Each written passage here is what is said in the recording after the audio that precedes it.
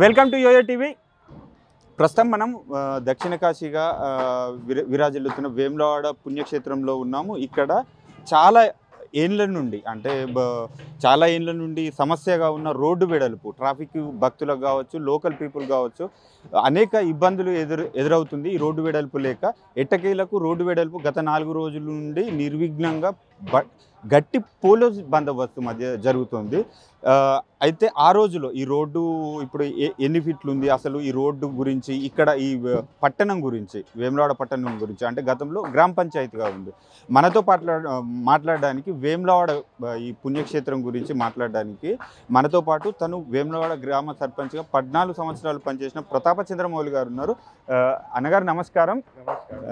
చెప్పండి, ఇప్పుడు మా తరంలోనైతే ఇప్పుడు చూసాము కరెక్టే. ఇప్పుడు ఓకే ఇప్పుడు చెప్పండి, వేములవాడ పట్టణం అప్పుడు ఒక విలేజ్గా ఉంది, అంటే 10 నుంచి 15 వేల వరకు ఉండొచ్చు జనాభా. ఇప్పుడైతే 50 నుంచి 60, 65, 70 వేల వరకు జనాభా విస్తరించింది, పట్టణం కూడా విస్తరించింది.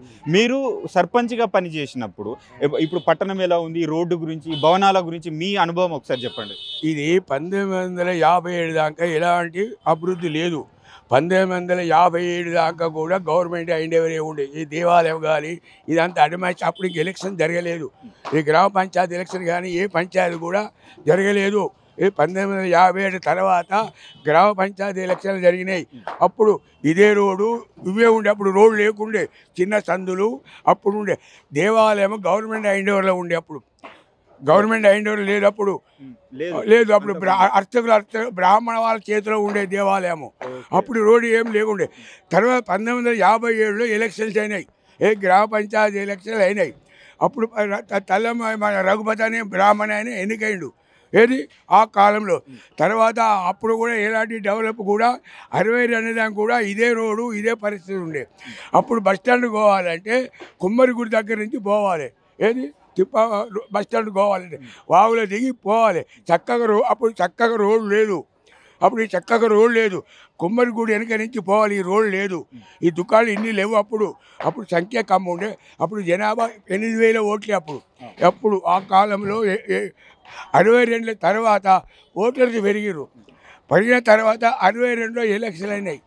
అప్పుడు మున్సిపాలిటీ అది 1962లో మున్సిపాలిటీగా గుర్తించవచ్చింది. అది మున్సిపాలిటీ, గ్రామ పంచాయతీ మున్సిపాలిటీ అయింది 62లో. అప్పుడు 62లో తల్లెం రామన్ అనే అప్పుడు 15 వార్డులు ఉండే. అప్పుడు ఆ కాలంలో 1962లో అప్పుడు తల్లెం రాము అనే చైర్మన్ ఉండే. మేమంతా అప్పుడు నిమ్మర్లం. 62లో కూడా నేను వాడ నిమ్మర్నే. అయితే అప్పుడు కూడా ఎలాంటిది కాలేదు. రోడ్డు కూడా 70 దాకా కూడా ఎలాంటి అభివృద్ధి కానీ ఎలాంటిది కానీ అభివృద్ధి కాలే. ఇవే రోడ్డు, ఇదే చందులు అన్నీ ఇవే ఉండే. తర్వాత 75, 76లోనేమో తల్లెం రామన్ వచ్చిన తర్వాత అప్పుడు ఈ రోడ్డు ప్రపోజల్ పెట్టినాం. పెట్టి రోడ్డు చేసినాం.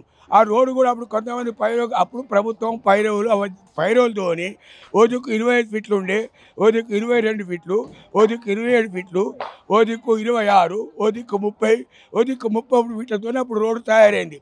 అప్పుడే ఈ రోడ్డు చక్కగా అయింది. అప్పుడు ఎక్కడికి తిప్పాపురం బస్ స్టాండ్కు రోడ్డు చక్కగా అయింది. అంతవరకు ఏది లేదు. ఇక దీని తర్వాత రోడ్లు అయితే అనుకుంటా చెప్పుకుంటా వచ్చారు. జరిగింది. ఇప్పుడు టైం వచ్చింది కాబట్టి ఇప్పుడు 80 ఫీట్ల వరకు రోడ్ అవుతున్నాయి. రోడ్ మంచిదే, ఎందుకంటే జనాభా పెరిగింది. అప్పుడు 10,000 ఉన్న ఓటర్స్లు ఇప్పుడు 50,000 ఓటర్స్ అయ్యారు. అప్పుడు 10,000 నేను సర్పంచ్ ఉన్నప్పుడు 10,000 ఓటర్సే. ఇప్పుడు అటువంటి ఓట్లు 15,000 ఇప్పుడు 50,000 ఓట్లు అయింది. కాబట్టి జనం పెరిగినప్పుడు రోడ్డు కూడా విస్తరణ కావాలి, వద్దని ఎవడు అనడు. కానీ దాంట్లో కూడా చూసి చేయాలి. ఎవడైనా కానీ చేయాలి. ఇప్పుడు ఈ సమస్య రోడ్డు వెడల్పు అనేది అనేక సంవత్సరాల నుండి చూస్తున్నాం. ఎన్నో ప్రభుత్వాలు మారిపోయినాయి. కానీ ఎట్టకేలకు ఇప్పుడైతే 80 ఫీట్లతోటి రోడ్డు వెడల్పు జరగబోతుంది. దీనిపైన మీ అభిప్రాయం చెప్పండి. అది మంచి పద్ధతి అని చెప్తున్నా కదా నేను. ఇప్పుడు అవుడు ఎంతో మంచిది, రోడ్డు కావాల్సిందే. ఎందుకంటే జనం పెరిగింది, యాత్రికులు పెరుగుతున్నారు, ఇన్కమ్ పెరిగింది. అప్పుడు దేవాలయం ఇన్కమ్ లేకుండే, అప్పుడు అమాని ఉండే, కాంట్రాక్ట్ లేకుండే. ఇప్పుడు పెరిగింది, కోర్టు పోయింది. కాబట్టి రోడ్డు మంచి అవుడు ఎంతో మంచి.